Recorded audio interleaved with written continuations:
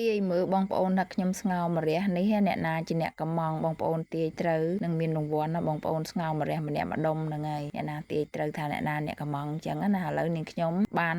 ស្ងោរម្រះហ្នឹងនេះញាត់សាច់ញាត់អីចូលហើយបងប្អូនហើយម្រះហ្នឹងក៏ខ្ញុំស្រស់ដែរដោយសារតែមើលទៅវាអត់សូវរីកអញ្ចឹងហើយក្នុងទឹកស៊ុបនាងខ្ញុំហ្នឹងគឺនាងខ្ញុំដាក់ជាមួយនឹងផ្សិតខ្មៅស្លឹកត្រចៀកកណ្ដាលបងប្អូនហើយដាក់គ្រឿងកាត់ឆ្អាបកាត់អីតាមហ្នឹងអញ្ចឹងទៅក៏អំបិលប៊ីចេងដុំស៊ុបខ្នុរដុំអីអញ្ចឹងទៅបងប្អូនហើយនាងខ្ញុំប្រើជាមួយសាច់ពៅមួយដុំដែរដោយសារតែនាងខ្ញុំហ្នឹងអាឡែស៊ីជាមួយនឹងគ្រឿងសមុទ្របកាក្រៀមបកាអីហ្នឹងអញ្ចឹងនាងខ្ញុំអត់បានដាក់ទេអញ្ចឹងហើយពេលដែលខ្ញុំស្ងោរហ្នឹងគឺនាងខ្ញុំដាក់ចាច់ពៅជំនួសវិញដើម្បីកាត់ទឹកស៊ុបយើងឲ្យថ្លាអញ្ចឹងណាបងប្អូនអញ្ចឹងហើយសម្រាប់ម្រះថ្ងៃនេះក៏ខ្ញុំទិញ1គីឡូជាងបាន6ផ្លែបងប្អូននេះញាត់ទៅហើយសល់សាច់ហ្នឹងក៏នាងខ្ញុំពូតដុំដាក់ចូលដែរអញ្ចឹងទៅហើយម្រះថ្ងៃនេះទាយត្រូវទៅបងប្អូនអ្នកណាទាយត្រូវហើយរសជាតិវិញគឺយើងស្រុះឲ្យម្សាអញ្ចឹងវាអត់សូវល្វីងអត់សូវអីទេបងប្អូនអញ្ចឹងហើយក៏នាងខ្ញុំនឹងដាក់ស្ងោររងាស់ចោលទាល់តែផុយបងប្អូនហើយសម្រាប់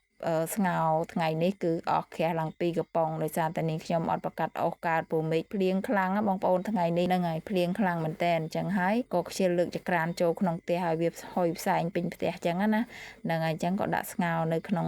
ចក្រានខះទៅអស់ខះ2កំប៉ុងបងប្អូនហើយអស់3000ណាគ្រាន់តែខះហ្នឹងហើយសម្រាប់ម្ហូបថ្ងៃនេះគឺនាងខ្ញុំទិញអស់ទឹកលុយនឹងចំនួន16500បូកជាមួយនឹងខះ3000ទៀតអញ្ចឹងវា19500ម្ហូបមកពេលនេះហ៎បងប្អូនអញ្ចឹងហើយបានហូបឡើង3ទៀហ្នឹងហើយពេលដែលខ្ញុំស្ងោរឆ្អិនហ្នឹងគឺដួសឲ្យម៉ាក់មួយចានទៅមួយចានហ្នឹងម៉ាក់គាត់ដួសខ្លួនឯងគាត់យកតែមួយកង់ទេហើយក៏ដួសឲ្យផ្ទះម្ដាយមីងហ្នឹង2កង់ទៅហើយទុកនាងខ្ញុំហូបខ្លួនឯងហ្នឹង2កង់ហើយសល់ប្រហែលច្រកឲ្យប្តីយកទៅឲ្យប្តីហូបជាមួយកូនជាមួយអីចឹងណាហ្នឹងហើយសម្រាប់អ្នកដែលហូបបានមុនហ្នឹងគឺប្តីខ្ញុំឲ្យពួកគាត់ទៅដល់ផ្ទះហ្នឹងគឺគាត់លាតក្តៅហូបមុនអញ្ចឹងទៅសម្រាប់ឲ្យកូនស្រីនាងខ្ញុំប្រហែលជា